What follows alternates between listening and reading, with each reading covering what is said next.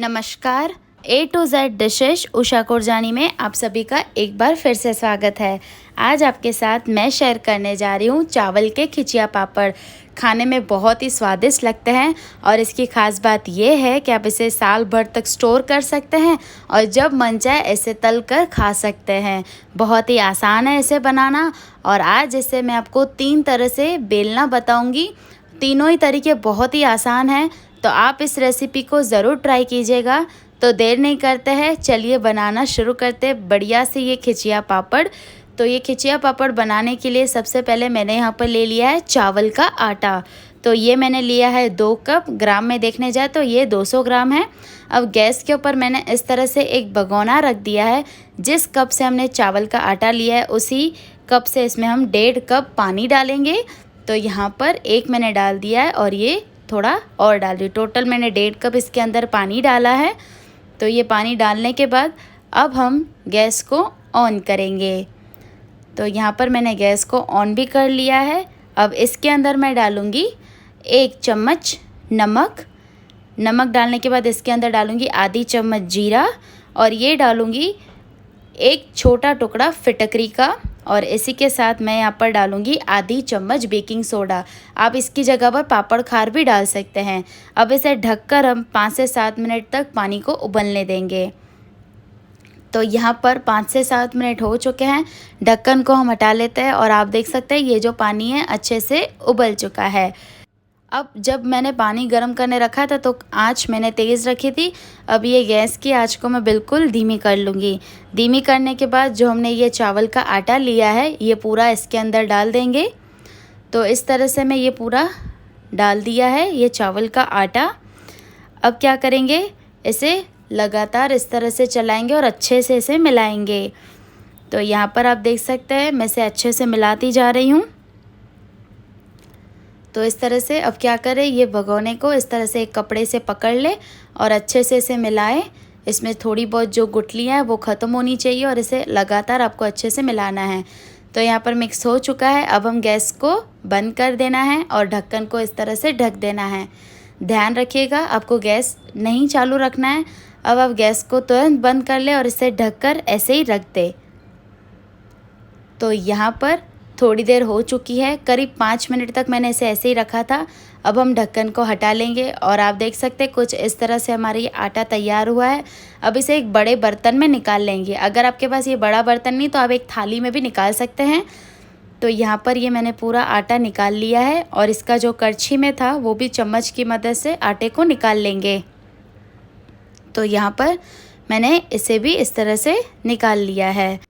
अब मैंने यहाँ पर एक छोटा सा ग्लास लिया है जो नॉर्मली हम पानी पीने में इस्तेमाल करते हैं। इसके जो नीचे वाला साइड है उससे हम आटे को इस तरह से अच्छे से मसलते जाएंगे। अभी ये आटा काफ़ी गर्म है तो आप अपने हाथ को इस्तेमाल नहीं कीजिएगा। ये ग्लास से बहुत ही आसानी से हो जाता है और जल्दी भी हो जाता है। अगर आपके पास ग्लास से आप नहीं करना चाहते हैं तो आप कटोरी की मदद से भी कर सकते हैं।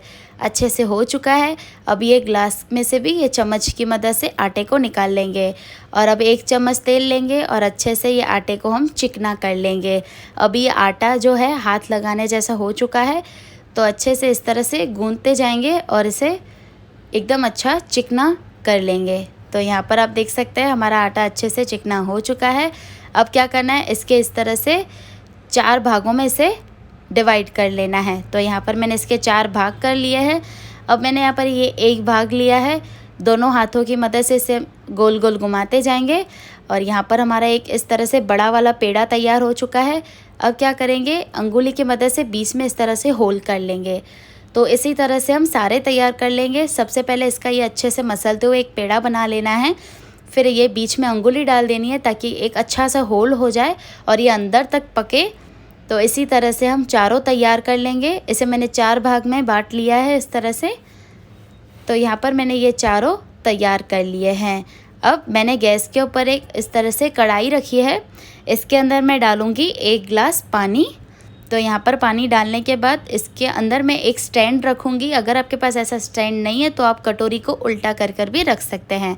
अब यहाँ पर मैंने छोटे छोटे होल वाली एक प्लेट ले ली है। अब इसके ऊपर हम थोड़ा सा तेल लगा लेंगे। ये जो हम दूध उबालने के बाद ऊपर ढकते हैं ये सबके घर पे अवेलेबल होती है। अब ये प्लेट के ऊपर हम ये चारों लोइयाँ रख देंगे। जो हमने चारों पेड़े तैयार किए हैं वो इस तरह से रख देंगे और इसे ढककर, इसके ऊपर ढक्कन लगाकर इसे हम 10 मिनट तक स्टीम होने देंगे मध्यम आंच पर। तो यहाँ पर आप देख सकते हैं 10 मिनट हो चुके हैं। चलिए ढक्कन को हटा लेते हैं और हमारे ये जो पेड़े हैं वो अच्छे से तैयार हो चुके हैं। और अब हम गैस को बंद कर लेंगे और ये जो सारे पेड़े हैं हमारे तैयार हो चुके हैं, इसे हम निकाल लेंगे। तो यहाँ पर मैंने इसे वही बर्तन में निकाल लिया है। अब वही ग्लास का इस्तेमाल करूँगी और इसे अच्छे से इस तरह से दबाना है, अच्छे से आटे को मसलना है। तो यहाँ पर ये भी काफ़ी गर्म है, तो आप अपने हाथ का इस्तेमाल नहीं कीजिएगा, कोई भी ग्लास या कटोरी का इस्तेमाल कीजिए और अच्छे से आटे को मसल लीजिए। तो यहाँ पर मैंने आटे को मसल लिया है। अब जो ये ग्लास पे चिपका हुआ है इसे भी मैं चम्मच की मदद से निकाल लूँगी ताकि कोई वेस्ट ना हो। अब हाथ में फिर से 1 चम्मच जितना तेल ले लेंगे और ये आटे पर लगाकर अच्छे से इसे हम चिकना कर लेंगे। तो यहाँ पर इस तरह से इसे चिकना कर लेंगे। ये काफ़ी गर्म होता है तो आप अपने हाथों को ध्यान रखिएगा। चिकना करने के बाद इसे हम एक इस तरह से बड़ी लोई लेंगे और इसे लंबा इस तरह से कर लेंगे अपने हाथों की मदद से। लंबा करने के बाद इसकी छोटी छोटी लोइयाँ निकाल लेंगे इस तरह से। तो यहाँ पर मैं मीडियम साइज़ की आज खिचिया पापड़ बनाने वाली हूँ, तो ये छोटी छोटी लोइयाँ निकाल रही हूँ। अगर आप बड़े बनाते हो तो आप बड़े लोइयाँ भी निकाल सकते हैं। तो ये जो लोइयाँ मैंने निकाली है अब इसे एक डब्बे में भरकर हम रखेंगे। अब यहाँ पर मैंने ये स्टील का डब्बा इस्तेमाल किया, आप इसकी जगह पर कैसरोल का भी इस्तेमाल कर सकते हैं। अब तैयार की हुई लोइयाँ इसके अंदर रख देंगे। अब ये डब्बे के अंदर रखकर इसे ढककर मैं इसलिए रख रही हूँ ताकि क्या, अगर इसे हम खुला छोड़ते हैं तो ये सूख जाती है और जब हम इसे बेलने जाते तो वो बेलती नहीं है। तो इसे ढककर इस तरह से रखें और अब हम खिचिया पापड़ बनाना शुरू करते हैं। तो उसके लिए मैंने बेलन ले लिया और एक लोई निकाल ली है डब्बे में से और ढक्कन फिर से दे दिया है। लोई को इस तरह से चिपटा कर लेंगे और यहाँ पर मैंने एक पॉलीथीन ले ली है, इस तरह से जो पन्नी आती है वो ले ली है। तो इसे हम इस तरह से खोल लेंगे। तो यहाँ पर मैंने इसे खोल लिया है। खोलने के बाद हल्का सा तेल लगाएंगे और ये लोई को रखने के बाद इसे हम ऊपर से दूसरी पन्नी रखेंगे और हाथों की मदद से इसे हम फैलाएंगे। तो ये मैं आपको पहला बता रही हूँ कैसे बेलना है। मैं आपको 3 तरीके बताऊँगी, तो ये पहला तरीका है। अब अपने हाथों से इस तरह से इसे अच्छे से दबाते जाए और इस तरह से इसके किनारों से सीधा सीधा करते जाए। देखिए इस तरह से आपको बीच से नहीं करना है, इसके किनारे ही आप करेंगे तो आपके खिचिया पापड़ बनके तैयार होंगे। तो यहाँ पर इस तरह से मैं मीडियम साइज़ के एकदम छोटे छोटे ये बना रही हूँ खिचिया पापड़। अब मैंने यहाँ पर ले ली है ये प्लास्टिक की पॉलीथीन, इसे पन्नी भी कहते हैं। आप इसकी जगह पर कोई साफ़ चादर भी ले सकते हैं। अब ये जो हमारा खिचिया है इसके इस तरह से उल्टा करके रख देंगे। तो ये हमारा ये पहला तरीका वाला हो गया। अब मैं आपको दूसरा तरीका बताऊंगी। वही पन्नी पर थोड़ा सा तेल लगाना है, लोई रखनी है और थोड़ा सा चिपटा करके बेलन की मदद से इसे बेलना है। अब हाथों की मदद से मैंने बता दिया, ये दूसरा बेलन की मदद से इसे बेल लीजिए।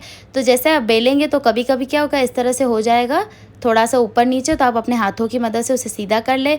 अब पन्नी को उठाते हुए इसे उल्टा कर ले। तो ये हमारा दूसरा तरीका भी तैयार हो गया। अब मैं आपको तीसरा तरीका बताऊंगी। तो उसमें पन्नी का इस्तेमाल नहीं होगा, उसमें आपको लोई लेनी है, उसे चपटा कर लेना है और इसे अब हम डायरेक्ट चकले पर बेलेंगे। तो उसके लिए थोड़ा सा चकले पर तेल लगा लिया है और थोड़ा सा बेलन पे भी लगा लेंगे और ये लोई को रखते हुए इसे हम बेलेंगे। तो अब इसे हम एक बार उठाकर बेल लिया है, अब इसे हम उठाएंगे नहीं, इसे चकले को गोल गोल घुमाते जाएंगे और इसे बेल लेंगे। अब जो हम कपड़े सिलने में धागे का इस्तेमाल करते हैं वो धागा ले लेंगे और इसके नीचे से इस तरह से निकाल लेंगे। तो देखिए ये आसानी से आपका ये तीसरे तरीका भी खिचिया तैयार हो जाएगा। तो आपको कौन सा तरीका अच्छा लगा है आप उस हिसाब से अपने खिचिया बना सकते हैं। बहुत ही आसान है और इसी तरह से हमने सारे खिचिया इस पॉलीथीन के ऊपर रख रहे हैं प्लास्टिक की। आप इसकी जगह पर चादर के ऊपर भी रख सकते हैं। अब इसे हम सारे तैयार हो चुके हैं, इसे हम 2 घंटे के बाद पलट लेंगे। तो यहाँ पर 2 घंटे हो चुके हैं। अब इसे हम सारे खिचिया को एक बार पलट लेंगे। तो यहाँ पर जैसे आप बना ले तो उसे बिल्कुल भी ना छुए, उसे एक पलंग पर या फिर एक सोफ़ा के ऊपर रख दे और 2 घंटे के बाद सारे खिचिया को इस तरह से एक बार पलट ले। तो यहाँ पर आप देख सकते हैं मैं सारे खिचिया को पलटती जा रही हूँ और इसे बनाना भी बहुत ही आसान है। तो देखिए इस तरह से सारे खिचिया मैंने पलट लिए हैं।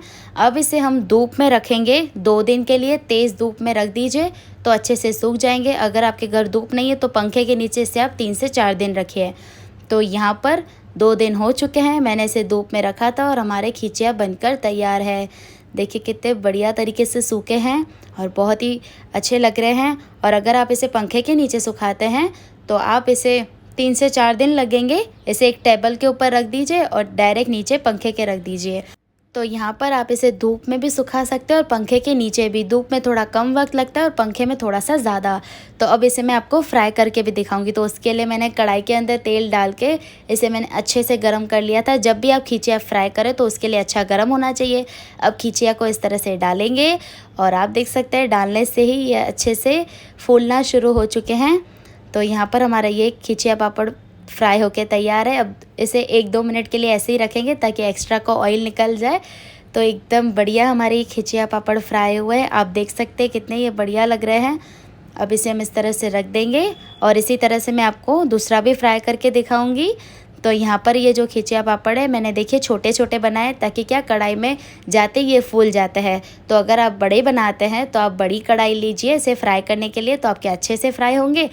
तो लीजिए तैयार है एकदम सुपर टेस्टी मज़ेदार ये खिचिया पापड़। आप इसे साल भर तक स्टोर कर सकते हैं, कोई भी डब्बे में रख दीजिए और इसे जब मन चाहे फ्राई करके खाइए। ये चाय के साथ भी मज़ेदार लगते हैं और खाने में भी बहुत ही मज़ेदार लगते हैं। अब मैं आपको इसे तोड़कर भी दिखा देती हूँ। देखिए कितने अच्छे से ये टूट रहे हैं, काफ़ी अच्छी इसको धूप लगी है। और अगर आप पंखे के नीचे सुखाते हैं तो भी ये ऐसे ही बनेंगे। तो आप इस रेसिपी को ज़रूर ट्राई कीजिएगा और मुझे कमेंट सेक्शन बताइएगा कैसी लगी है। अच्छी लगे तो वीडियो को लाइक कीजिए, शेयर कीजिए और मेरे चैनल को सब्सक्राइब करना बिल्कुल ना भूलें। आज के लिए बस इतना ही। कल फिर मिलती हूँ एक न्यू रेसिपी के साथ। तब तक के लिए थैंक यू फॉर वॉचिंग।